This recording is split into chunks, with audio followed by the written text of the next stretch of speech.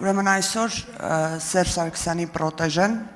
ուշադրություն հրատապ ասուլիս է հրավիրել անվտանգության հարցերով։ Ասուլիսի ընթացքում հնչեցրած ցնդաբանություններին չեմ անդրադառնամ, միայն կանդրադառնամ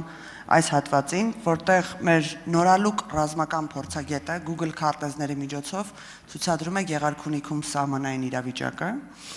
եւ քանի որ այդ ասուլիսի ընտանիքի անդամներից բացի այլ ոչ ոք չէր նայում, որոշեցին ասուլիսին մասնակից լրագրողներին գործուղել ազգային ժողով։ Եվ մի հարայ հուրույ հնարավոր բոլոր падգամավորներին մոտեցել են եւ հարց են ուղղել. Արդյոք դուք տեղյակ եք, որ 2025 թվականի հուլիս-օգոստոս ամիսներին Ադրբեջանը առաջխաղացում է ունեցել դիրքերում Գեղարքունիքի մարզում եւ դուք լռել եք, դուք ստել եք, չեք ասել հանրությանը, թաքցրել եք հանրությունից այն, որ Ադրբեջանը դիրքային առաջխաղացում է ունեցել այդ հատվածներում։ Վերնագրերը իրար հերթ չտալով սոտքը այսուհետ նշանառության տակ է, կուտ գյուղը քաղաքը նշանառության տակ է, հնարավոր բոլոր լրատվամիջոցները տիրաժավորեցին այս միտքը, պարոն Պապիկյան, կխնդրեմ անդրադառնաք, ես հետո ինքս կմեկնաբանեմ։ Հարցին կպատասխանի Պաշտպանության նախարար Սուրեն Պապիկյանը, համեցեք, պարոն նախարար։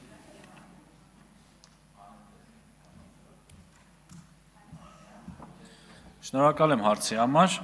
քանի որ այս ամեն ինչը այդ հրատապ ասուլիսները հարայ հերոցը զուտ նրա համար են, որպեսզի ես արձագանքեմ ու իրենց զրուցակից դառնամ, ես շատ կարճ կպատասխանեմ։ Ձեր նշած անձնավորությունը ստում է, նման բան չկա, սիրելի հայրենակիցներ։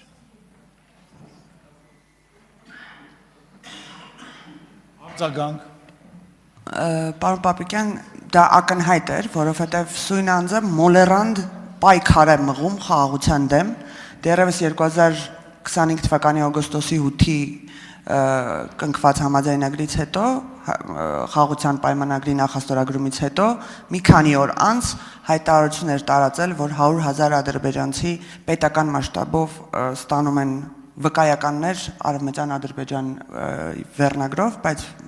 մեր հետաքննող լրագրողները մի քանի անգամ հերքել են այդ լուրը, եւ այս լուրերը հերթականն են, ուղղակի մարդը չգիտի ինչպես ուշադրություն գրավի իր վրա, ավելին ասեմ, Պաշտպանության նախարարությունը,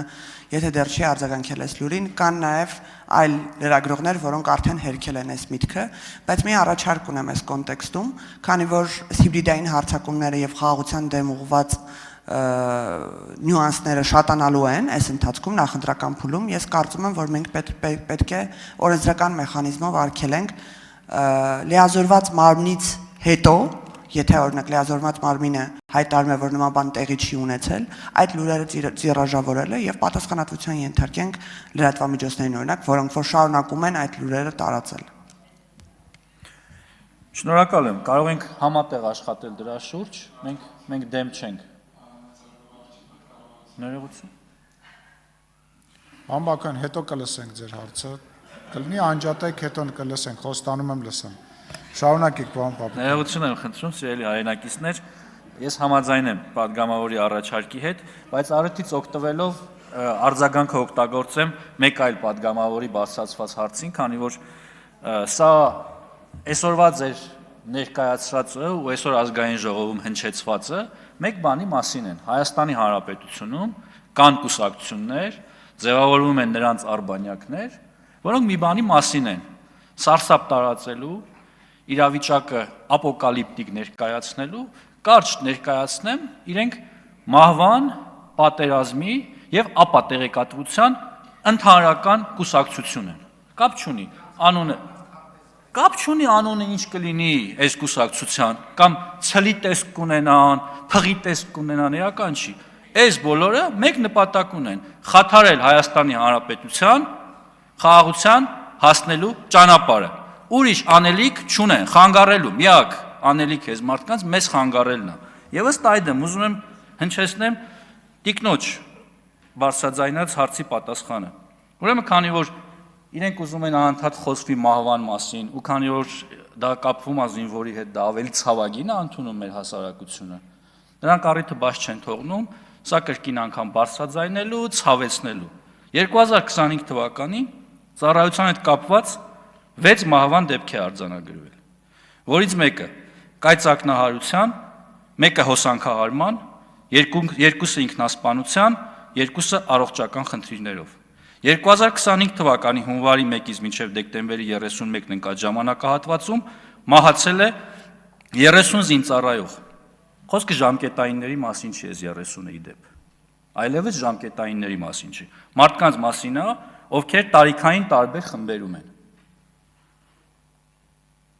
Ներողություն, որից 6-ը ներողություն, 24-ը ծառայության հետ չկապված հանգամանքներում։ Հիմա բացեմ։ Դրանց մեջ 3-ը ծառայության հետ չկապված հանգամանքներում պայմանագրային զինծառայողներ սպանվել են տարբեր կենցաղային հարցերով իրենց սովորական կյանքի եւ գործունեության ընթացքում։